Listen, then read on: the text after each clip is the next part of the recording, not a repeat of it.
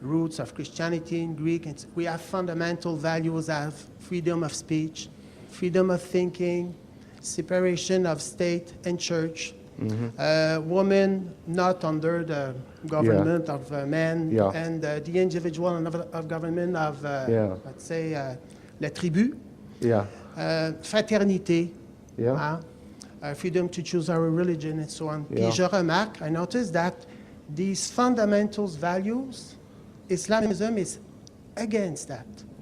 It's a question of values. Then, me, I believe in these Western values. It's not values that come from yesterday. They are long roots, and we have to fight for these values. And the Norwegian government has to fight for these values. They are not tiny values, but very deep values. And too many people don't. Too many people in the West act as if the freedom that we have is just the natural state of mankind, and it just happened. They don't have any appreciation for the centuries of development of these ideas that made us free people, and the people who fought and died to preserve and to restore that freedom in war after war after war. And this is something that young people need to be more aware of. The insidious idea that all cultures are the same is a terribly dangerous one, because the things that we take for granted in our lives, the values that are implicit in our lives, are very different from the values by which people in certain other cultures live. And I have a simple question, but it's a big question, because I hear that question from around me. What we can do de façon spécifique, because on a des pistes de solutions. What we can do as a citizen, he is doing something, you're doing something. But if you want to give us some ideas that what we can do as a public to fight for these values that we may.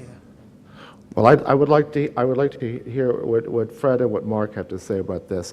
But one thing I can say is that after you leave here, you go and tell other people about it. You go and talk to your friends, and next time you're sitting around, having dinner or a drink with friends, bring it up, talk about it, and encourage them to not feel uncomfortable about talking about this stuff. There are so many people who live silently with their concerns about these matters and don't even realize anybody else is concerned about them. And people need to understand how many of us there are who do feel this way, and so that we can begin to see ourselves as some kind of a force. Do you have something to add to that? We gave out a copy of the DVD Obsession to everybody tonight. Please watch it and bring your friends over and watch it with your friends and pass it out to other people and give it away and post it on the web or whatever you can. Support Point de Bascule. It's a great website. He can use some support. There's great blogs. Buy Bruce's book. Give it out to people. I bought many copies myself, believe me. There's lots of things people can do. Buy your friends Korans for Christmas. When Ayaan Hirsi Ali was here last, at the beginning, in February or March, there was a person in the audience that asked her a question, and they were describing what she was saying as extremely bleak. Yeah. Yes, when we were in Ottawa 2 days ago, we were asked the same question, maybe asked a little differently, but it was dead silence. There was no real answer. It's very complex. There's like an ecosystem of situation that's happening. It's political, it's happening on the social level. Academia is totally supporting it. There's a travesty of our human rights that's happening. We're comparing cultures with individual rights. We're comparing, it's a little bit like corporate citizens. We're comparing ethnic groups at the same level as an individual. We're seeing now, there was an ethnic TV program on a cable station TV about 3 weeks ago, or a month ago. There was this woman that was invited, and she said on TV there was about 300 women that are locked up in their apartment by their husband. She was a Muslim woman, tried to explain that here in Montreal, she was basically confirming what was Fatima de Pepin, the MP, the Muslim MP on the South Shore, was saying that there's women that are locked up. And one of the reasons that this could be happening is because we're considering culture at the same level as individual rights. So we're encasing these women inside a system that doesn't allow them to enjoy the same freedom as the majority of us are, for now, the majority of us are benefiting. So Ayaan Hirsi Ali was asked by somebody, what would you tell our policymakers? What would you tell our politicians? Which I don't know, I still don't know why we still believe in politicians, because with some of the laws that we're having regarding these issues, there's almost nothing happening.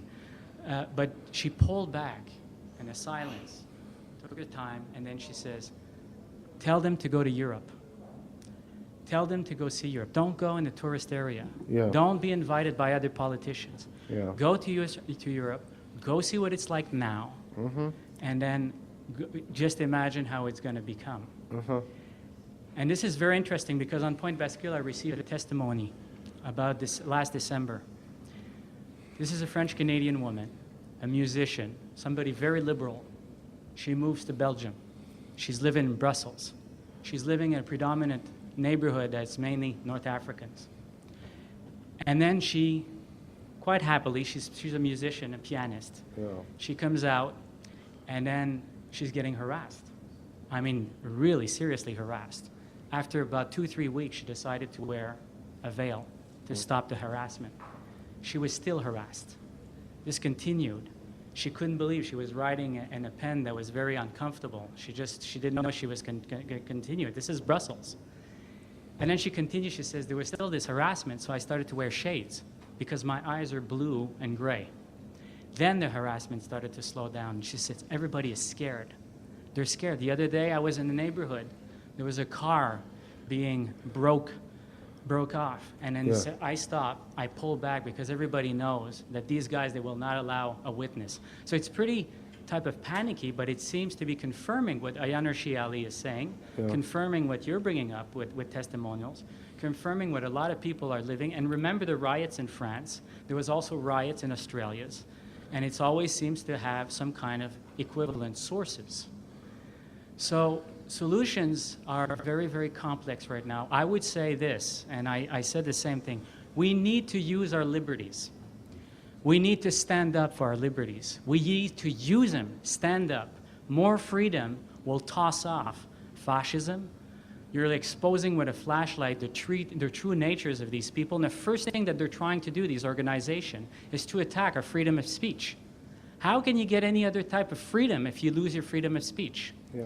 So you're having these pressure groups that are basically playing around with our politicians, getting the ear of our politicians, the moderate Muslims, and there's only, according to me, there's only one serious moderate organization. When I say moderate, I mean Muslims that actually not only defend our values, but support them and stand up for them, risk their lives to defend them and embrace them. They have no conflict of allegiance. So there is one organization called the Muslim Canadian Congress. Apart from that, there's all kinds of organizations. They're highly funded by Saudi interests. They're highly funded by Middle Eastern interests with the values that come with it. People have to understand that the Saudis have not even signed the Declaration of Human Rights.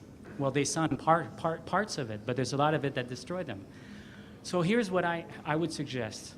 We need to be strategic. These people that are attacking our freedoms and literally attacking them, they're resilient. They're even using situation when they should be accountable and they should try to correct their own situation. In certain cases, honor killings, for example, what they're doing is they're spinning, they're going into the media. There's an example in Quebec City where there's a newspaper called Le Journal de Québec. There was this whole scene last May with the veil issue. Journal de Québec, I guess they bent